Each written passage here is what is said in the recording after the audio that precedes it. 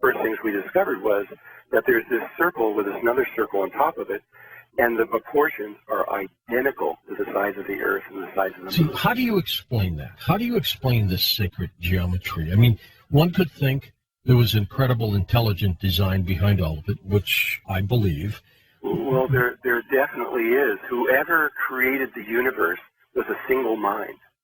Because we could show, I can show clearly to anybody how every single thing in existence, at least on Earth anyway, and anything that we can see in the solar system, in the universe, is all based on sacred geometry.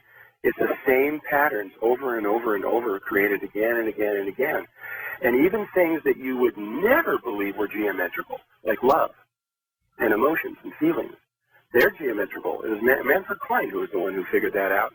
He's written up even in the Wall Street Journal that they can take somebody in one room and they can watch their electromagnetic field from another room and tell what they're feeling, and then they can convert that into a geometrical form that you hold into your hand. Everything, no matter whether it's seen or unseen, is geometrical. And mathematics themselves is not, many people think that mathematics is the basic or the core of the reality, but really it's not true. It's shape and proportion, and that's what creates the mathematics. When you speak at workshops and seminars, what major issue do most people bring up to you? What's on their mind? Well, they come to me mostly to learn about consciousness and how it works inside the body, and so that, to me, that is the most important thing to understand right now. And so we've taken many of the different understandings from all around the world and applied them into a single system so that we can understand how it all works, and you can truly increase your level of awareness of things. But on a really simple everyday life, they want to know exactly how to deal with the problems that they have in their lives. Yeah. I mean, we're all human, and we all have families, and we have to make money, and we have to do all these things. These are priorities. Yeah, you have to. You can't just forget about that stuff. I mean, there's been times when I've gone off into the forest and just forgot about the world in order to understand things. But not, you can't do that. I can't do that now. I got 5 kids. No, you can't do that. And so, again, in everything that I've learned, it really comes down to understanding how the energies move through your body, and so that you're able to conserve and create your own energy. There's a way where you can breathe through these energy fields that are around your body so that they begin to spin in 2 different directions. And when they do, this disc appears at the base of your chakra system, at the base of your spine, right close to it, and a sphere appears around your body. And this is called the Merkaba. In ancient Egypt, it was called the Merkaba. This is what you got in your book, Living in the Heart, right?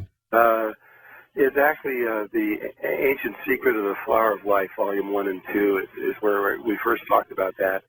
That's one of the first books that came out. And but the Living in the Heart is part of it, because the brain is the generator that creates the Merkaba field. It's actually the left brain and the right brain rotating in opposite directions that creates this energy field that all of the ancient world knew and understood. And but that is only the external field. The internal fields have to do with the heart, and you have 2 different consciousness parts in the body. In modern day life, we only think of the brain. We think the brain is the greatest thing that ever happened. But the heart is way older, and it is far more stronger, and it has more intelligence than the brain does. And I can actually show you this. Okay.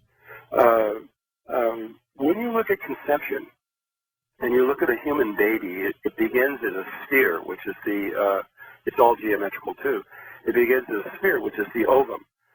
And then we often think that it takes 1 sperm to go in there and fertilize the egg, but it actually takes either 10, 11, or 12 of them, making a pattern on there that allows the 11th 12th or 13th one to enter in. And then there begins, through mitosis, it divides into 2 cells, and then it divides into 4, and they're in a tetrahedron when they do that. Yes. And then they go into 8, and they form a star tetrahedron, which is also a cube. And then they keep progressing geometrically through this whole pattern until they get to 512 cells. And at that point, they form what is called a toroidal field. It's one of the unique energy fields of the universe, and everything in the universe is based on it. There's no exception. And that toroidal field, as it keeps growing, what it becomes is the human heart. And there's a place where you and I and everybody that's listening to this, there's a time in your life when you were a human heart and nothing else. And nothing else. You had That's something. You had no arms and legs and brain or anything. You were just a heart, and the heart started beating. Beating away. Yeah. And doctors for years have said, well, how can this be? There's no brain, there's no intelligence. And then it was HeartMath out of Stanford who discovered that there is a brain in the heart. It's small, it's only 40,000 cells, but it's brain cells, not heart cells. And it keeps beating for years. It keeps beating, and then at a point, after it's all developed, then the body comes out of the heart and forms the fetus, and then the heart is pulled into the chest cavity, and we see the familiar fetus that we're used to. But this shows, at least intuitively, that the heart is older and in one way more important than the brain. That's a great analogy, too. And you can go back into ancient Egypt, and when they would mummify a king or a pharaoh or somebody important, they would take all the organs out of the body, and they would make 4 clay jars, and they would put all the organs into those 4 clay jars except for 2, the brain and the heart.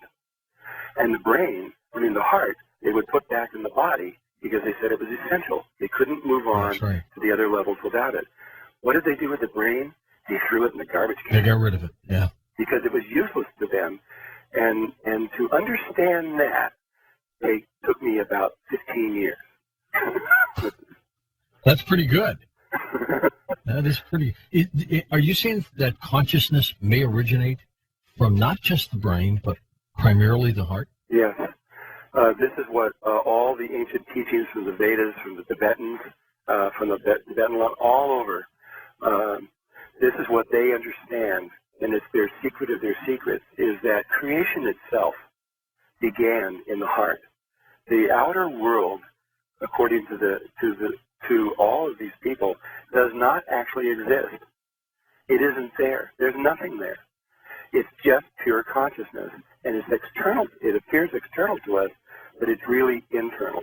And you know what's amazing too? Simply, like Valentine's Day, it's directly related about the heart. Symbolism everywhere. The heart, wherever you go, it's the heart. We remember on a level, but we had at the last pole shift 13,000 years ago, we had a big shock. And we dropped in consciousness. We lost our ability to protect ourselves. We lost our memory. We went back into being hairy barbarians. We had to learn fire all over again. And we had a huge shock. And this time it's going to be different. It's going to be much better. And even though we don't look like it, we're far more prepared this time. And people are going to be amazed. Let's chat a little bit about this ET visitation you were talking about, and more about consciousness of the brain with our special guest tonight, Drunvalo Melchizedek, Serpent of Light Beyond 2012. We'll be back in a moment, right here on Coast to Coast AM. So we could very well be right in the middle of this window.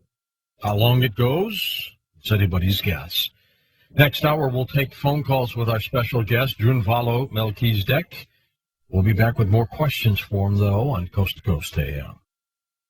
I got to find out a little bit more about this ET connection, Drunvalo. The visitations that I guess the Hopis have talked about and the Mayans have talked about as well, and even though you say they're here now, is there going to be a major type event where we all look to the skies like the movie Independence Day? Well, I think it's going to be a little bit more out of beyond that kind of imagination. What I know is this, from speaking again with indigenous tribes all over the world, is they talk to them all the time, and they visit them all the time on a weekly basis.